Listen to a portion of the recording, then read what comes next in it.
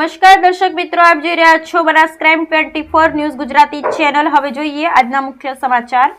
દાંતીવાડાના Panthawada highway પર તસ્કરો મચાવી રહ્યા છે તરખાટ। દુકાનોના તાળા તોડી તસ્કરો ચોરી કરી ફરાર થઈ જતા પોલીસની નાઇટ પેટ્રોલિંગ પર ઉઠ્યા અનેક સવાલો। પાંથાવાડા હાઈવે પર અજાણ્યા શખ્સોએ રાત્રે દરમિયાન શાકભાજીના ગલ્લા તેમજ પાન પાર્લરના કેબિનના તાળા તોડી કરી ગયા ચોરી। વરસાદી માહોલમાં રાત્રિના અંધારામાં મોકો જોઈ તસ્કરો મચાવી રહ્યા છે તરખાટ। પાંથાવાડા આજુબાજુના ગામડાઓમાં પણ ચોરીના બનાવોને લઈ સ્થાનિકોમાં ભારે આક્રોશ।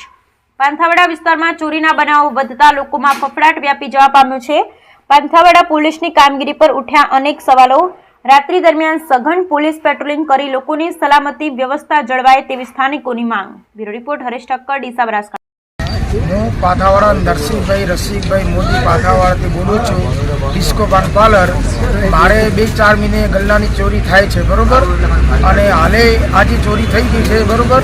અને મેં હજી ગલ્લો ખોલ્યો નથી। હવે ખોલું ત્યારબાદ ખબર પડશે કે કેટલો અંદરથી માલ ગયો, હજી ગલ્લો ખોલ્યો નથી, બરોબર।